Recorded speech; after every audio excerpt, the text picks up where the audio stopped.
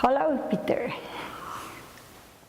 Hola, Claudia. Hola, we're with Peter Senge, who has basically devoted his life to understand, think, and ultimately inspire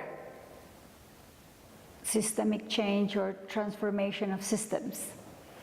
So, Peter, what is the story? How did you came up with the vision or the vocation, basically, because I think it's a vocation of yours to search for the transformation of systems, for creating or facilitating systems change? Well, it's just been a feature of my life that I've always been in situations where this was like right there. I mean, I grew up in Los Angeles, and just the transformation for the worst of Los Angeles as a child. You know, when I was a little kid, it was all orange groves and lemon groves and beautiful air, and the temperature was perfect. And by the time I went to college, 13 years later, it was malls and traffic and such bad air that they had to take the kids off the streets for, you know, certain days because it wasn't safe. So I just lived with this phenomenon of, wow, it's amazing how fast things can change for the worst.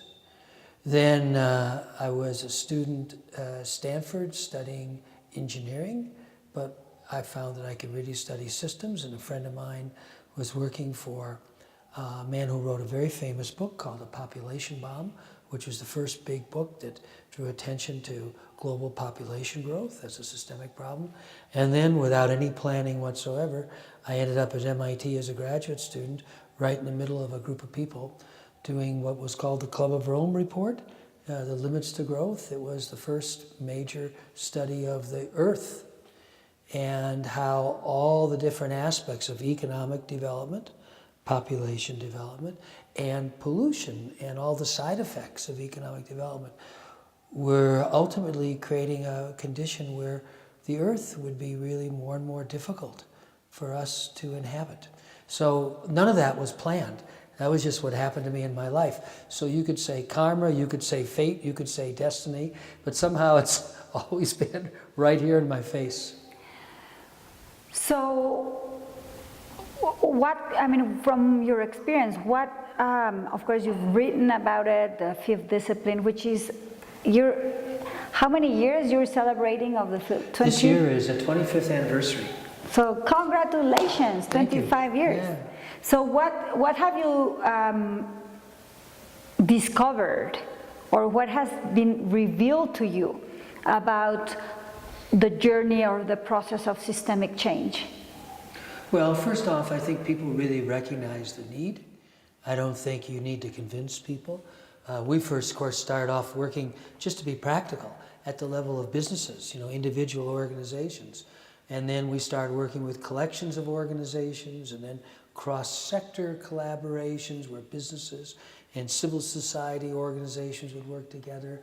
Now increasingly large networks of school systems. So I think people recognize that this is really important. So that's an important thing to see. It's not just a few of us. I think it's widely appreciated that we need a different way to approach change.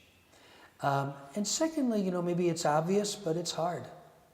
I mean, I don't think we needed 25 years of experience to know this is really difficult. This takes time, it takes patience, it takes people who have a certain level of real maturity and development. I think that's something we didn't really understand as well.